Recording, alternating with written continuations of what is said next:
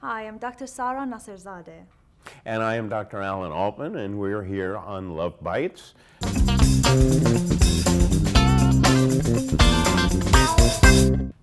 Welcome. This is Love Bytes with Dr. Sara and myself, Alan Altman. Let's talk about the secrets of sex and also the misconceptions about sex. What are people, how are they misled about sex? For instance, how much is enough sex versus too much sex? So let's start with that. Absolutely, or too little sex. So people email me and ask me, so we've been married for 5 years, we are happy, but I really don't think that we have enough sex. And then when you ask them, they say, oh, we have it 3 times a week. I'm like, yeah, you're good. You're good, don't worry about that. So it's all about where people get their information from. Again, I always going back to the matter of expectations. Where did you get this information, and did you evaluate it, or you just accepted it? Yeah, and you know, people still expect that, well, sex is going to be wall banging and noisy and jumping up and down and hopping, and that evolves. Sex evolves like everything else evolves. Absolutely. In a relationship. I'm always amused by, he always wants to have sex, so we're having too much sex. Where do you go with that? Well, it's very interesting because in the process of history taking, I separate my couples. So I ask them separately, how many times a week do you have sex? Don't you love it? Absolutely. Never matches. Right. Never ever matches. So the man always says, oh, we have 25 minutes of foreplay and then we don't get, you know, enough sex. And then usually that's the case that the lady says, yeah, I only get 5 minutes of foreplay. And the same couple, hopefully they're having sex with each other. But it's very interesting perceptions that they have. But I have to tell you something. One of the biggest misconceptions for women is that they feel like men are ready for sex all the time. That's not true, right?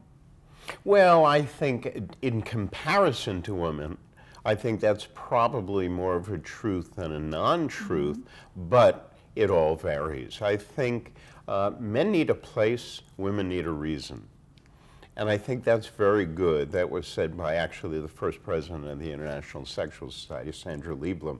Men need a place, women need a reason. Sex has got to be better than a good book. You know, these are kind of pronouncements that are really quite true. Yeah. So I think the concept is that men seem to be always ready, and women, because sexuality is so more complex, a lot more goes into it. Women have sex in a context of their life, and I think the misconception is that we're supposed to both want to have it all the time. Right, but then don't you think it's changing?